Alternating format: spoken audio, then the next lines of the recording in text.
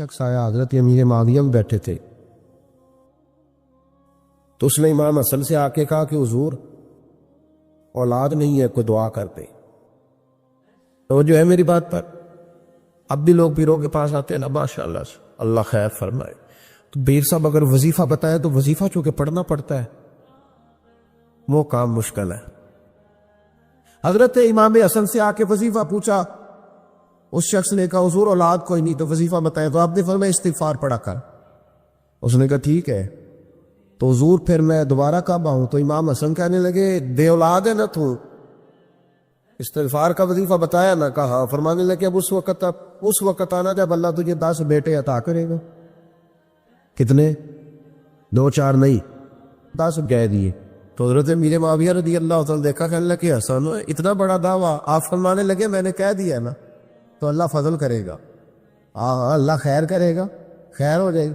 وہ شخص کئی سالوں کے بعد آیا، کئی سالوں کے بعد، تو حضرت امیر معاویہ کو بھی ساتھ لایا، کہنے لگا حضور اللہ کے فضل سے اللہ نے 10 بیٹے عطا فرمائے، پورے 10 ہی اللہ نے دیے۔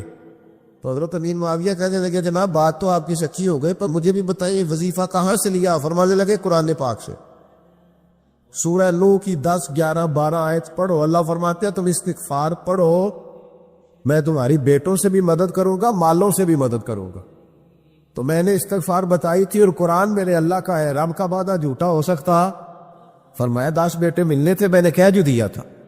اور میرے بھائیوں یاد رکھیں، نبی پاک صلی اللہ تعالی علیہ وسلم نے فرمایا 2 آنکھیں دوزخ میں نہیں جائیں گی۔ یا رسول اللہ صلی اللہ علیہ وسلم اتنا کرم، وہ 2 آنکھیں کون سی ہیں؟ فرمایا ایک وہ جو اللہ کی راہ میں رات جاگتی رہی، کسی سرحد پر پہرا دیا، کوئی ڈیوٹی کی، کوئی خدمت کی راہ خدا میں، جو آنکھیں بیدار رہیں راہ خدا میں، دوزخ میں نہیں جائیں گی۔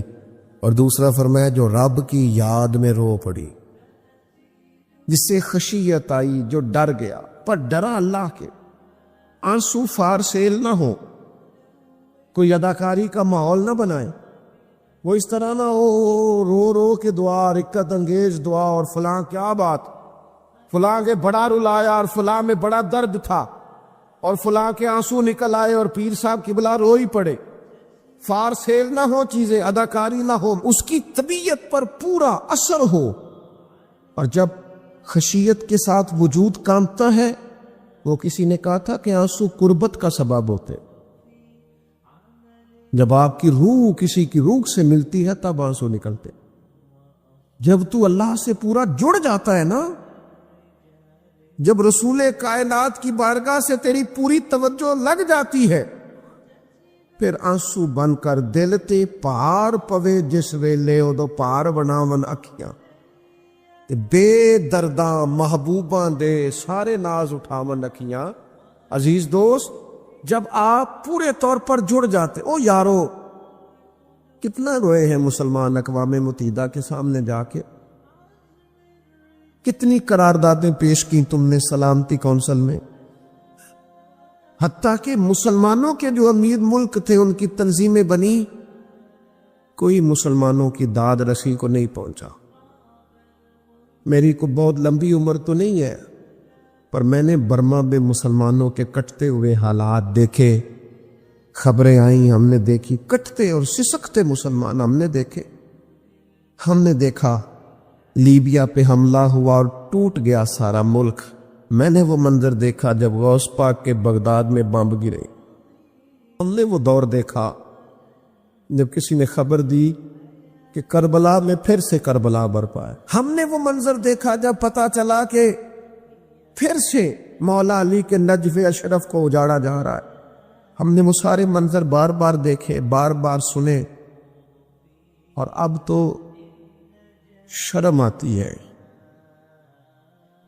میرا دل کرتا ہے میں فلسطین کا نام نہ لیا کروں، شرم آتی۔ یہ کوئی ہماری تقریروں کے موضوع ہیں؟ یہ کوئی ہمارے کالم نکلے کے عنوان ہیں؟ یہ کوئی ہمارے موبائل پہ لگانے کے سٹیٹس ہیں؟ یہ تو شرم سے مر جانے کا مقام ہے۔ یہ کوئی گردنیں اٹھا کے بات کرنے والی بات ہے؟ یہ موبائل پہ ایک دوسرے کو ویڈیو دکھانے کا منظر ہے؟ رمضانوں میں شاموں میں اپنے اپنے بچوں کو سینوں سے لگا کے افطاریاں کرانے والوں اور بچوں سے پوچھ لے والوں کہ پتر تو کی کھانا ہے، اس سے پوچھ لے اس کی مرضی کیا ہے۔ تمہیں پتہ ہے فلسطین کی بیٹیاں بھی سیدہ خدیجۃ الکبریٰ کی بیٹیاں ہیں، وہ مومنوں کی مائیں ہیں تو ان کی بھی تو مائیں ہیں نا۔ فلسطین کی بہنیں بھی صبح قیامت حضرت فاطمہ کے پلو میں پناہ لیں گی۔ نبی پاک صلی اللہ تعالی علیہ وسلم نے فرمایا من اذا مسلمن فقد اذانی۔ میں کیسے وہ بات آپ کے دلوں تک اتاروں کہ حضور نے فرمایا جب میرے مسلمان کو تکلیف ہوتی ہے تو مجھے تکلیف ہوتی ہے، مجھے درد ہوتا ہے۔ اس رسول کی امت جو کافروں کی رسیاں زور سے باندھی جائیں تو حضور فرمائیں ڈھیلی کر دو، یہ ہائے ہائے کرتے ہیں تو مجھے نیند نہیں آتی۔ اگر بدر میں قیدی بنا کے لایا گیا کافر ہائے ہائے کرے تو حضور کو نیند نہیں آتی، تو مجھے بتاؤ کہ فلسطین کی بیٹیاں ہائے ہائے کرتی ہیں تو گنبد خضرا میں محبوب کو آرام ہے؟ میرے عزیز، بے حسی کی زندگی، چھوٹے موٹے بیانات، تو بھی کہہ دے تھوڑا سا فلانے کا بیان نہیں آیا، کیا کرنا ہے بیان دے، کیا بات کرنی ہے تذکرہ کر کے۔ دوستو آؤ رو کے دیکھ لیا ساری دنیا کے سامنے، کچھ رب کے سامنے رو کے نہ دیکھ لیں۔ اب اسے کہے نا، اب حضور کی بارگاہ میں عرض کر کے نہ دیکھ لے کہ تجھ سے فریاد ہے اے گنبد خضرا والے، اب کعبے والوں کو ستاتے ہیں کلیسا والے، اور کی اگر تو نے دل مسلم کی دل جوئی نہیں، پھر ہمیں تانا دیں گے بت کے مسلم کا خدا کوئی نہیں۔ اب اللہ رسول کی بارگاہ کی طرف رجوع نہ کر لیں، اب چھوڑ نہ دیں سیاستدانوں کے گلے، اب چھوڑ نہ دیں دنیا اقوام متحدہ کی بات اور سلامتی کونسل کی بات، اب اپنے اللہ کی جانب رجوع نہ کریں۔ دیکھو نا، نبی پاک صلی اللہ تعالی علیہ وسلم نے ہمیں فرمایا تمہارے آنسو قدر والے ہیں، رب رسول کی بارگاہ میں بہانا، ان کو ضائع نہ کرنا۔ عزیز بھائیو، یہ آنسو جو اللہ رسول کی بارگاہ کی طرف بہتے ہیں، یہ اللہ کی رحمت کو متوجہ کرتے، یہ مالک کریم کے کرم کو مائل کرتے۔ ہمارا مسلح آباد ہونا چاہیے۔ وہ مجھے ایک دوست کہنے لگے صرف دعا کریں فلسطین کے لیے، آپ نے کہا جم کے دعا کریں، صرف دعا کرنے سے کیا ہوتا ہے؟ میں نے کہا دعا کرنے سے پہاڑ ہل جاتے ہیں اپنی جگہ سے۔ میرے رسول پاک رات کو دعا کریں تو صبح فاروق اعظم جیسے لوگ آ جاتے ہیں دین اسلام۔ نبی پاک علیہ السلام رات دعا کریں نا، دعا، اور بدر کی رات حضور دعا کریں تو اللہ 7,000 فرشتوں کو بھیج دیتا ہے مسلمانوں کی مدد کے لیے۔ صحابہ فرماتے ہیں میدان بدر میں ہم کسی کو قتل کرنا چاہتے تھے، لیکن اس کی گردن پہلے سے کٹ کے گر جاتی تھی، فرشتے آئے ہوئے تھے۔ آج ہمارے ساتھ اللہ کی مدد ناراض ہو گئی ہے، ہم سے رب کی مدد ناراض ہے۔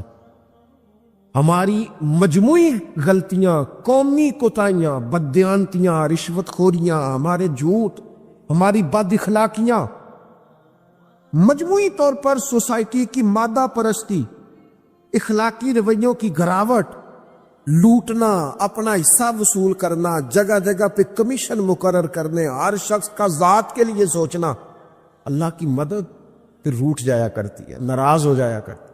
سب سے ضروری کام یہ ہے، سب سے ضروری کام کہ اللہ کی مدد شامل ہو۔ سب سے، ایک صحابی تھے، ایک جگہ انہیں شہید کیا جا رہا تھا، تو کافر چاہتے تھے کہ ہم ان کی لاش کو معاذ اللہ ثم معاذ اللہ بے حرمتی کریں۔ انہوں نے عرض کی مالک تو میرا مددگار ہے، اس بیابان جنگل میں میری مدد کرنا۔ شہد کی مکھیاں آ گئی، ان کے پورے وجود کو چھپا لیا، کوئی چیز قریب آئی نہیں، اور لوگ کہتے ہیں مکھی اٹھ کے بیٹھے تو زخمی کر دیتی ہے، لیکن وہ اٹھ کے گئی تو وجود پہلے سے زیادہ تر و تازہ تھا۔ اللہ نے محفوظ کر لیا وجود ان لوگوں کا، اللہ نے حفاظت فرمائی، اللہ کی مدد شامل تھی، اللہ کی مدد۔ ایٹم بم تم نے بنا لیے، ہتھیار تم نے سجا لیے، دولتیں تم نے جمع کر لی، بڑے بڑے تم نے ادارے قائم کیے، اب ایک کوشش اور بھی کرو، رب رسول کی بارگاہ میں رو تاکہ تمہیں اللہ کی مدد بھی ملے۔ ایک صحابی ہیں، بخاری شریف صحیح سند کی حدیث ہے، کلمہ پڑھا، کچھ دنوں کے بعد مال غنیمت آیا، نبی پاک صلی اللہ علیہ وسلم مال تقسیم کر رہے تھے تو میرے حبیب نے اس صحابی کو بھی دیا، فرمایا یہ رکھ لے، اس کو پیسے دیے حضور نے، اس نے پیسے ہاتھ میں پکڑے اور محبوب پاک صلی اللہ علیہ وسلم کا چہرہ دیکھ رہا ہے، پتہ کیا لفظ اس کی زبان پہ آئے، اللہ کہ یا رسول اللہ میں نے اس لیے کلمہ تو نہیں پڑھا تھا میں پیسے لوں گا، حالانکہ تالیف قلب حصہ اسلام کا، جو بندہ نیا کلمہ پڑھتا تھا اس کو کچھ نہ کچھ دیا جاتا تھا چونکہ اس کی برادری چھوڑ جاتی، کہنے لگے حضور اس لیے تو کلمہ نہیں پڑھا تھا کہ پیسے آئیں گے، نبی پاک نے فرمایا کس لیے پڑھا تھا؟ کہا یا رسول اللہ میں نے تو اس لیے پڑھا تھا کہ آپ مجھے جہاد میں لے جائیں گے اور میں آپ کے نام پر اپنی جان قربان کر دوں گا، میں نے کچھ لینے کے لیے نہیں، جان دینے کے لیے کلمہ پڑھا تھا، تو حضور میرے لیے مہربانی فرمائیں، مجھے آپ یہ دنیا داری ہی دنیا داری، مال ہی مال۔ حضرت میاں شیر محمد شرخ پوری رحمۃ اللہ علیہ کی وہ بات میرے دل کو چھو جاتی ہے، ایک آپ سے شخص آ کے کہنے لگا حضور میں پہلے غریب تھا فلاں جگہ میں نے، ہاں یہ بات بالکل درست ہے کہ شیخ جو کامل ہوتا ہے وہ دعا کرتا ہے اللہ کی بارگاہ میں، یا اللہ یہ میرے پاس آیا تو اسے کوئی کمی بھی نہ رہے، کوئی بھی نہ رہے، یہ تو اس کی اپنی درویشی ہے نا کہ وہ یہ بات کہے، تو اپنا رنگ ہے اس کا۔ میاں صاحب کے پاس آیا تو آ کے کہنے لگا حضور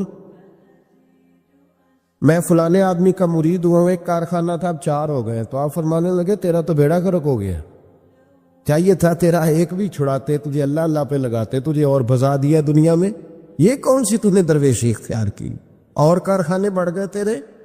حضرت عیسیٰ علیہ السلام کے پاس ایک شخص آیا تو اس نے آ کے کہا میں نے آپ کے ساتھ رہنا ہے حضور، میں نے آپ کے ساتھ رہنا ہے۔ آپ فرمانے لگے دنیا دار بن کے رہو گے کہ دیندار؟ کہنے لگا جی میں دیندار بن کے رہوں گا۔ فرمانے لگے دنیا کی طلب نہ کرنا ورنہ میری صحبت میں نہیں رہ سکو۔ حضرت عیسیٰ علیہ السلام نے شادی نہیں کی، مکان ہی نہیں بنایا، ایک تکیہ، ایک پیالہ، ایک کمبل، جہاں رات ہوتی وہیں سو جاتے۔ ایک دن ایک شخص کو دیکھا کہ وہ ڈھلان بنی ہوئی تھی، پتھر کی پہاڑ تھوڑی سی ڈھلان بنی ہوئی تھی تو نیچے لیٹا ہوا ہے، آپ نے کمبل بھی صدقہ کر دیا، کہنے لگے آج کے بعد جہاں ڈھلان بنے گی وہاں سو جائیں گے، کمبل کی ضرورت ہی کوئی نہیں۔ کچھ دنوں کے بعد ایک شخص کو دیکھا کہ وہ اپنے ہاتھ کا تکیہ بنا کے سویا ہوا ہے، تکیہ بھی خیرات کر دیا، کہنے لگے اس کے بغیر بھی گزارا ہو سکتا ہے۔ کچھ دنوں کے بعد دیکھا کہ ایک آدمی چلو میں پانی پی رہا ہے، پیالہ بھی اللہ کے راستے میں دے دیا، کہنے لگے چل جائے گا کام اس کے بغیر۔ فرمایا دنیا دار بن کے نہ آنا، کہنے لگا نہیں صاحب میں دیندار بن کے آؤں گا۔ جناب عیسیٰ علیہ السلام نے رکھ لیا، آپ پہلے دن ہی کہنے لگے چل آ جا روٹی کھا لیں، 3 روٹیاں منگائی،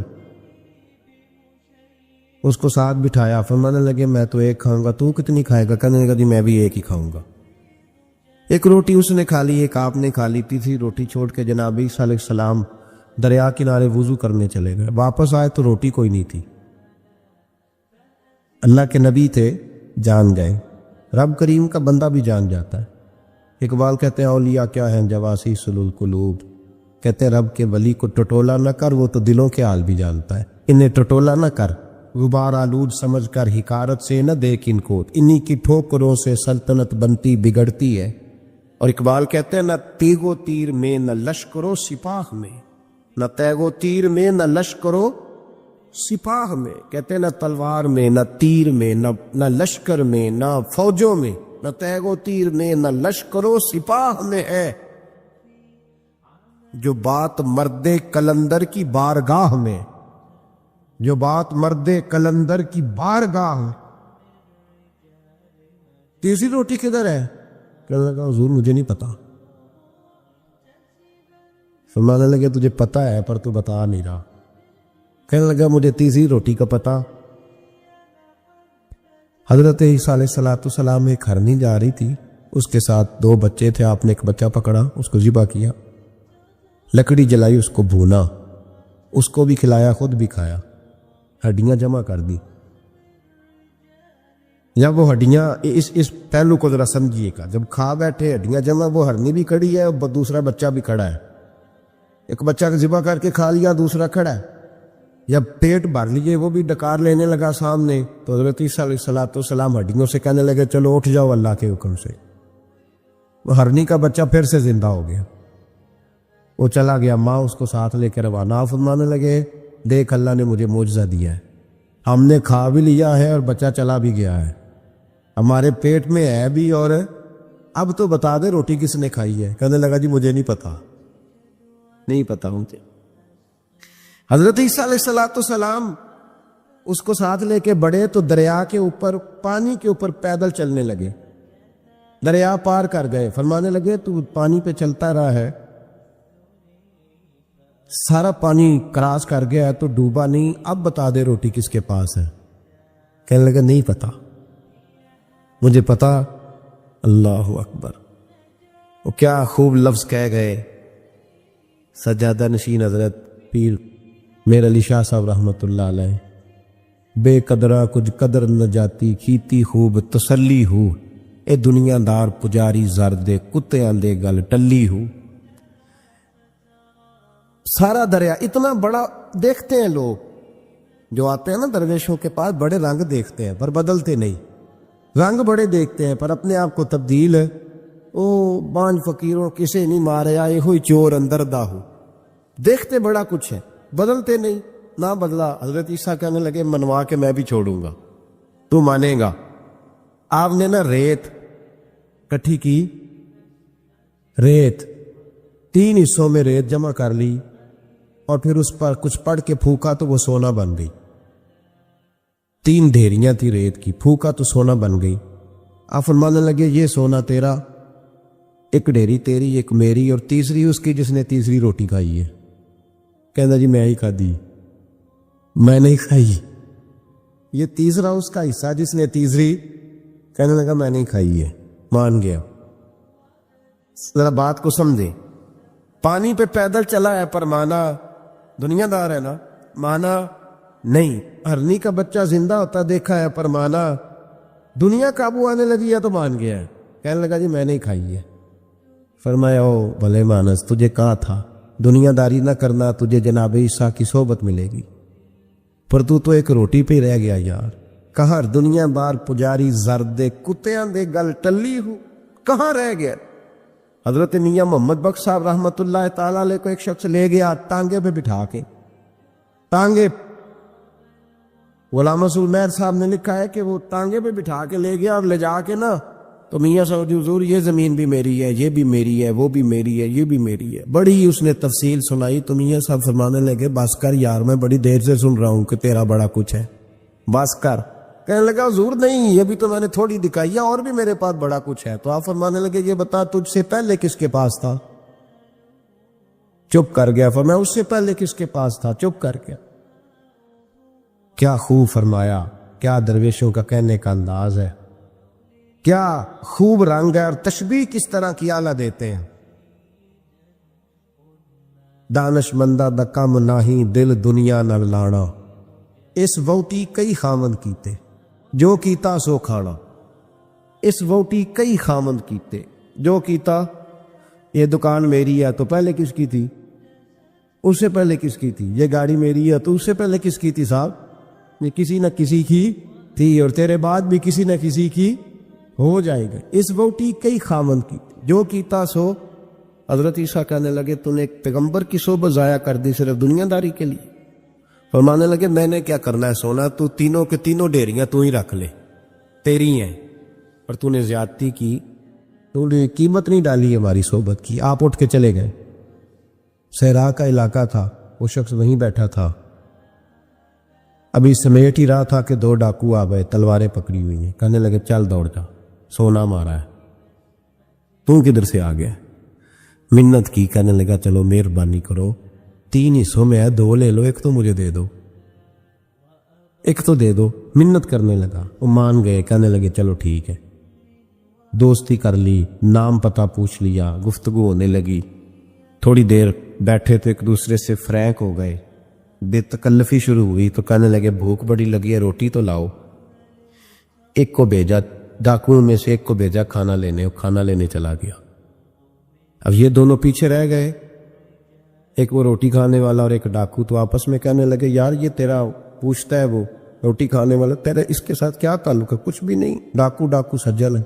کہنے لگے ایسے اتنا سونا اسے دے رہے ہیں، آتا ہے تو دونوں پکڑ کے مار دیتے ہیں اس کو، اور سونا دونوں آدھا آدھا بانٹتے ہیں۔ بالکل ٹھیک ہے، میرا کون سا چچا کا بیٹا ہے، چھوڑو، ویسے اس دور میں چچا کے بیٹے بھی پکڑ ہی لیتے ہیں اگر کبھی مسئلہ بن جائے تو۔ چلو جی، فیصلہ ہو گیا۔ اب وہ جو گیا وہ بھی تو دنیا دار تھا نا، اس نے کھانا خریدا تو اس نے کہا میرا کون سا ان سے یہ رہنا ہے، اس نے روٹی میں زہر ڈال دیا۔ اس نے کہا میں ان کو ماروں گا اور سارے سونے پہ قبضہ کروں گا۔ حب الدنیا راست من کل خطیہ، ہر برائی کی جڑ ہے۔ وہ کھانا لے کے آیا، ابھی اس نے رکھا ہی تھا، دونوں نے حملہ کر دیا، پکڑا اور مار ڈالا۔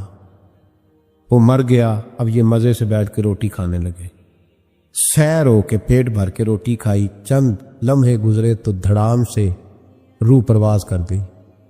حضرت عیسیٰ 1 گھنٹے کے بعد گزرے، 3 لاشیں پڑی اور سونا ویسے کا ویسا پڑا۔ ایس بوٹی کئی خامن کیتے، جو کیتا سو کھانا، سونا ویسے کا ویسے پڑا ہے۔ جناب عیسیٰ علیہ السلام کھڑے ہو کے اپنے حواریوں سے کہنے لگے اس کو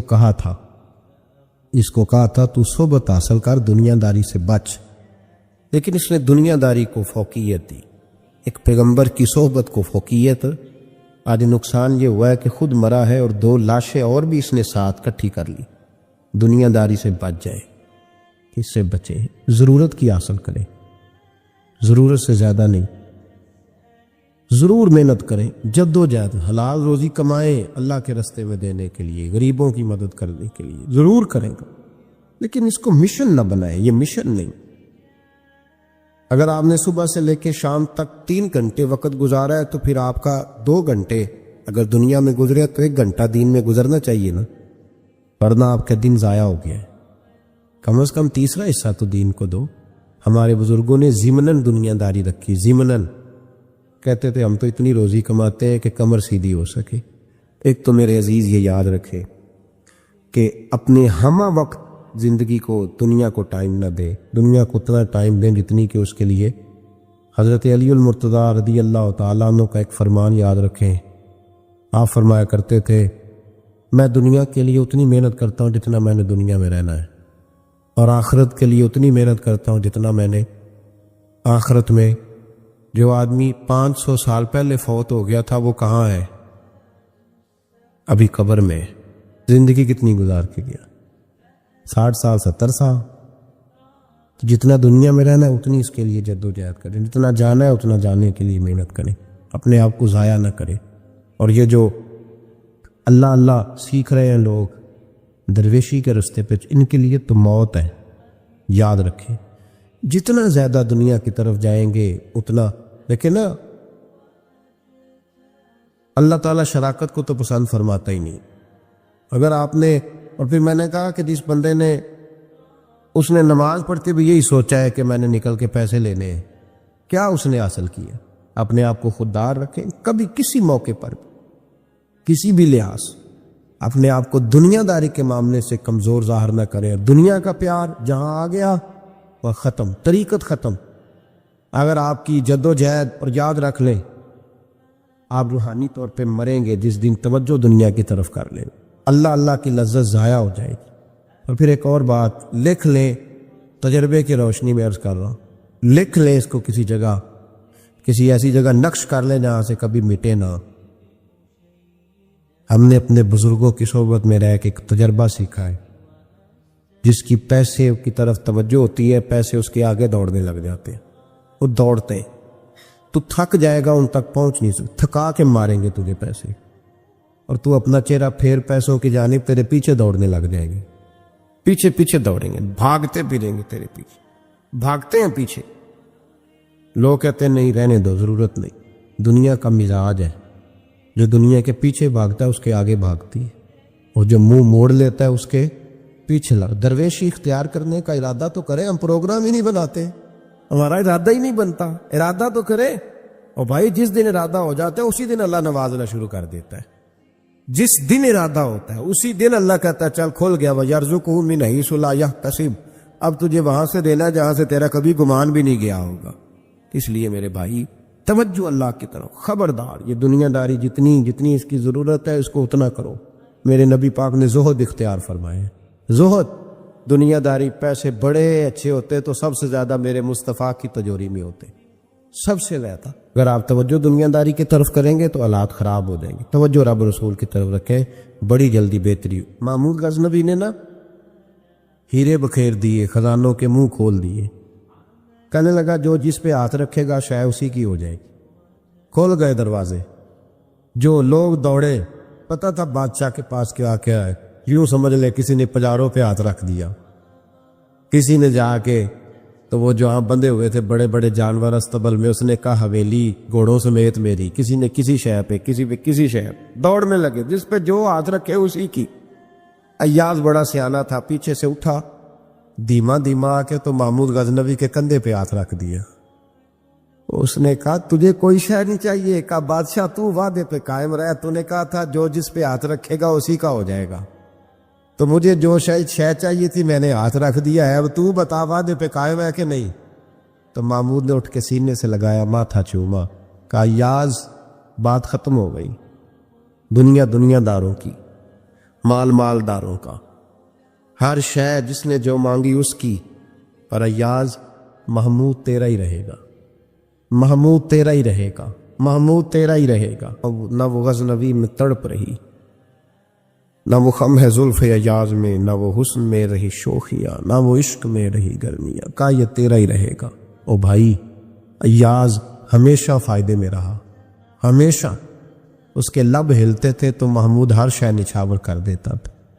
کیوں ایک پجاروں کے پیچھے بھاگتے ہو؟ وہ چابی کیوں نہیں لیتے جس سے سارے خزانے کھل جاتے ہیں؟ وہ چابی کیوں نہیں لیتے جس سے سارے خزانے کھل جاتے ہیں؟ وہ چابی حاصل کرو، بس جس کا محمود ہو گیا وہ بچ گیا، اور جو پجاروں کے پیچھے الجھ گیا وہ بس ختم ہو گیا معاملہ۔ اس لیے توجہ ادھر رکھو جہاں سے ہر شے ملنی ہے۔ حضرت صالح نے تبلیغ شروع کی تو کہنے لگے پہلے معجزہ دکھاؤ۔ جی آج تو نہیں نا لوگ معجزے مانگتے، آج بھی لوگ کرامتیں اور معجزے، اللہ معاف کرے، جو چیزیں معجزہ تو ہو نہیں نہ سکتا، لیکن آج بھی لوگ، آپ یقین کریں، کہتے ہیں یہ بڑی نمازیں پڑھتا ہے تو پھر بخشا کیوں نہیں گیا، پھر کیوں نہیں منو سلوا کیوں نہیں اترا اس پر، پھر میں بھی اسی طرح ہی ہوں، کیا اس کے اندر خوبی آ گئی؟ مولوی بھی ویسے ہی ہے، صوفی بھی ویسے ہی ہے، لوگ مانگ نہیں رہے، لوگ دلیلیں مانگ نہیں رہے، ابھی بھی لوگ بحث نہیں کرتے، کیا فرق آ جائے جی، ویسے ہی ہیں سارے۔ اللہ تعالیٰ سے ڈرنا چاہیے، ہمیں سامنے والے کی طرف دیکھ کر صحیح ہونے کا حکم نہیں ہے، ہمیں اپنی اصلاح کا حکم ہے، اپنی طرف دیکھ کے اپنے آپ کو ٹھیک کرنے کا۔ الزام لگا کے گزر جانا اس کا کوئی مطلب؟ سنو اور یاد رکھو، حضرت صالح علیہ السلام سے کہنے لگے پہلے معجزہ دکھائیں، تو حضرت صالح علیہ السلام نے فرمایا اونٹ کہاں سے پیدا ہوتے ہیں؟ کہا اونٹنی کے بطن سے۔ فرمایا آؤ میں تمہیں پہاڑ کے اندر سے اونٹنی پیدا کر کے دکھاتا ہوں۔ کہاں سے؟ پہاڑ کے اندر سے۔ حضرت نوح ساتھ لے کے گئے تو پہاڑ کے اندر سے اونٹنی نکلی، اور اونٹنی بھی گابن تھی، اس کے پیٹ میں بچہ، اور اونٹنی اتنا دودھ دیتی تھی کہ ساری بستی دودھ پیا کی تھی، پھر بھی دودھ بچ جایا کرتا تھا۔ لیکن حضرت نوح علیہ السلام نے فرمایا تم نے دیکھ تو لیا یہی سے، یہ جتنا دودھ دے گی روٹی بھی اتنی کھائے گی، ایک دن تم سارے پانی پیو گے، ایک دن یہ سارا پانی پیا کرے گی، ایک دن تم سارے باقی جانوروں کو گھاس کھلاؤ گے، ایک دن یہ اونٹنی، اور اونٹنی کا نام کیا؟ ناقۃ اللہ، اللہ کی اونٹنی۔ کس کی اونٹنی؟ نام کیا ہے؟ اللہ کی، یہ اللہ کی اونٹنی ہے۔ تو حضرت نوح علیہ السلام کی اونٹنی، فرمایا اس کی بے ادبی نہ کرنا۔ باز نہیں آئے لوگ، باز نہیں آئے، کہنے لگا جی دودھ دینا تو ٹھیک ہے، پر یہ جو سارا پانی پی جاتی ہے نا یہ صحیح نہیں، یہ جو ساری گھاس کھا جاتی ہے یہ نہیں تھی، دودھ دینا تو ٹھیک ہے پر یہ نہیں صحیح۔ آپ نے فرمایا اسے کچھ نہ کہنا، اللہ کی اونٹنی ہے۔ میں کہا کرتا ہوں ان لوگوں نے ناقۃ اللہ کی بے ادبی کی، حضرت نوح علیہ السلام کی اونٹنی کی ٹانگیں کاٹ دی، صالح علیہ السلام کی۔ اور دیکھو اللہ بڑا بے نیاز ہے، اگر پیدا کرنا جانتا ہے تو حفاظت کرنی نہیں جانتا، لیکن رب کریم نے فرمایا نہ کرنا۔ انہوں نے ان کے پیر کاٹ دیے، کانوں پہ چھریاں لگائیں، اونٹنی جب مر گئی اونٹنی اللہ تبارک و تعالیٰ کی وہ اونٹنی جب مر گئی تو حضرت صالح علیہ السلام کی قوم پر رب کریم نے زلزلہ بھیجا. اذا زلزلت الارض زلزالہا، جب زلزلے آئے گے اور جب ان کا زلزلہ آنا ہے، زلزلہ آتا ہے نا، کیا کرتی ہے قوم؟ لا الہ الا اللہ، لا الہ الا اللہ، کلمے جاری ہو جاتے. بلکہ ایک دفعہ ایسا بھی ہوا کہ مسجدوں میں اعلان ہونے لگے زلزلہ آ رہا ہے. جو فجر کے لیے نہیں اٹھے زلزلے کے لیے وہ بھی اٹھ گئے. جن کا دعویٰ ہے نا میری سویرے آنکھ نہیں کھلتی، ان کی لگی نہیں کتنے گھنٹے، بعد میں بھی نہیں لگی. ٹی وی پہ اعلان ہوتے رہے کوئی نہیں آ رہا، سو جاؤ چپ کر کے. لیکن آنکھ لگی. موت سے تو ڈرتا ہے، اللہ سے ڈرتا ہی نہیں. موت کا خوف ہے، رب کا نہیں. زلزلہ آیا، ساری قوم تباہ ہو گئی. بتاؤ اگر ناقت اللہ کی گستاخی ہو تو اللہ ناراض ہو جاتا ہے، اور اگر اولیاء اللہ کی ہو، اگر اولیاء اللہ کی ہو تو رب ناراض نہیں ہوتا. شرم نہیں آتی لوگوں کو داتا صاحب کی بے ادبی کرتے، شرم نہیں آتی لوگوں کو غوث اعظم کی گستاخی کرتے، حیا نہیں آتی جنہوں نے دین پھیلایا ان کی بے ادبی. میں درد سے کہتا ہوں، رو کے کہتا ہوں، اور اگر کلیجہ پھٹ سکے تو میں دکھاؤں زخم کتنے. ایک حج کے موقع پر ایک بابا جی، اس سال 4,80,000 روپے کا پرائیویٹ حج تھا، اور بابا جی کی کیفیت کمزور تھی، بیچارے بیمار تھے. اس کے باوجود وہ گئے. بوڑھے آدمی، جا کے بیٹھیے، بزرگ، اور کتنی مشکل ہے وہاں منا، مزدلفہ، عرفات، طواف زیارت. کتنا مشکل کام ہے طواف زیارت کرنا، طواف وداع کرنا. کس کٹھن سے حج کیا، بڑھاپے میں پیسے بھی لگائے. اور جب وہ روضہ رسول پہ گئے صلی اللہ، اور انہوں نے جا کے نبی پاک صلی اللہ علیہ وسلم کے روضے کی طرف منہ کر کے درود شریف پڑھا تو ایک ملا نے اٹھ کے کہہ دیا تو مشرک ہے. تو میری روح کانپی. میں نے کہا تجھے شرم نہیں آئی، حیا نہیں آئی؟ اس کی عمر دیکھ، کس بڑھاپے میں کہاں سے چلا کہاں آیا. یہ مشرک ہوتا تو کسی مندر میں جاتا، یہ مشرک ہوتا تو کسی گرجے میں جاتا. یہ مشرک نہیں، یہ مومن ہے. اور یہ وہ والا مومن ہے جس کے سینے میں دل جب دھڑکتا ہے تو خالی دھڑکتا نہیں، ساتھ وہ محمد عربی پہ درود و سلام بھی پڑھتا ہے. شرم نہیں آتی لوگوں کو؟ اتنی بڑی گستاخی کرتے. جو روزہ رسول پہ آیا مشرک ہے. میں نے دیکھ مولوی کو صاف صاف کہا تھا، میں نے کہا اگر میں مشرک ہوں تو نکالو، مشرک کا داخلہ تو یہاں ویسے ہی منع ہے. شرم نہیں آتی؟ اپنی زبان کا پاس کرو کچھ. اتنا ظلم، اتنی بڑی فرقہ واریت امت میں، اتنا امت کو تقسیم کرتے ہو، تمہیں شرم نہیں آتی؟ جہاں سے اتحاد کا پیغام دینا چاہیے وہاں سے تم لوگوں کو فرقے کا پیغام دیتے ہو، ایک مخصوص فرقے کی تبلیغ کرتے ہو. خدا را تو میں کہہ رہا ہوں ناقت اللہ کی بے ادبی پہ عذاب آتا ہے، تو اولیاء اللہ کی بے ادبی میں نہیں آتا. داتا صاحب ساری دن کی تبلیغ کرتے رہے، ایک آدمی نے اٹھ کے کہہ دیا جناب وہ تو شرک کا اڈا ہے، تو رب کریم ناراض نہیں ہوتا ان باتوں سے؟ ہمیں خیال کرنا چاہیے، اللہ سے ڈرنا چاہیے. ان چیزوں سے عذاب آتا ہے اور آ رہا ہے. اللہ تعالی ہمیں محفوظ فرمائے. اللہ ہمیں اس سے، قوم لوط پہ بھی عذاب آیا. ہم جنس پرستی، مرد مردوں سے بدکاری کرتے. حضرت نوح نے سمجھایا کہ یہ کام درست فطرت کے خلاف ہے، یہ کام درست نہیں. جب انسان یہ کام کرتا ہے تو زمین اور آسمان کانپتے ہیں. اب میں کیسے کھول کے بتاؤں؟ میرے پاس اعداد و شمار ہیں کہ پاکستان کے اندر اس کام کی کیفیت کیا ہے اور کس طرح کر کے لوگ. میں تو رونا روتا رہتا ہوں داڑھی کا. لوگ کئی دفعہ کہتے ہیں حضرت صاحب پہلے بھی آئے تھے تو داڑھی کی بات، پھر بھی آئے تو داڑھی کی بات. تو میں رونا روتا ہوں. اس لیے روتا ہوں کہ جو کلین شیو نوجوان ہوتا ہے وہ امرد کے حکم میں ہے، اس پر وہی حکم لگتا ہے جو عورت پہ لگتا ہے. اس کے ساتھ مرد کا اٹھنا بیٹھنا اسی طرح ناجائز ہے جس طرح عورت کے ساتھ. حضرت جنید بغدادی رحمت اللہ تعالیٰ علیہ کے سامنے ایک شخص نے کہا وہ کتنا خوبصورت نوجوان جا رہا ہے، تو آپ فرمانے لگے تو حافظ قرآن نہیں؟ کہا ہاں. فرمانے لگے جا اپنے حفظ کی خیر منا. وہ شخص کہتا ہے میں نے اس بغیر داڑھی والے کلین شیو نوجوان کو بری نظر سے دیکھا، مجھے قرآن پاک ہی بھول گیا، سارا قرآن پاک بھول. اور کتنے سال میں دعائیں کرتا رہا، بیت اللہ کے طواف کرتا رہا، میں یاد بھی کرتا تو نہیں ہوتا. کیسے اب تو ہمارا نعت کہاں بیوٹی پارلر سے ہو کے آتا ہے. ہم کسی اور کو کیا پیغام دیں؟ وہ پیغام، وہ نظام، وہ طریقہ کار جس کا حکم تھا شریعت میں. قوم لوط پر عذاب آیا. صحیح بیٹھتے ہوں گے بچے جو موٹر سائیکلوں پہ بیٹھتے ہیں. میں نے گجرانوالہ کی سڑکوں پہ بچوں کو، نوجوانوں کو جو تماشے کرتے سر عام دیکھا ہے تو مجھے ڈر لگتا ہے. کوئی روکنے والا نہیں، شغل ہو رہا ہے، ہنس رہے ہیں، اور سامنے عورتیں بھی ہیں، سب ہو رہا ہے. کتنی تکلیف کی بات. حضرت نوح کی قوم یہ کام کرتی تھی، قرآن پاک نے بیان کیا ہے. حضرت نوح نے سمجھایا، فرمایا رب کریم نے تمہیں اپنی خواہش پوری کرنے کے لیے جائز طریقہ عطا فرمایا، عورتوں سے نکاح کرو، اور اس نکاح کی برکت سے جو اللہ تمہیں اولاد دے گا اس کو اللہ تبارک و تعالیٰ تمہارے لیے باعث بخشش بھی فرمائے گا. لیکن جب قوم نہ مانی تو جو قوم میں لوط کا عمل کرے اس کا علاج قرآن نے بیان فرمایا کہ آسمان سے پتھر برسیں گے. پھر پتھر برسے اور جن کے بڑے بڑے اچھے دماغ تھے ان کے دماغ چکنا چور کر دیے گئے، تباہ کر دیے گئے، ان کے دماغ زمین پر بچھاڑ دیا گیا.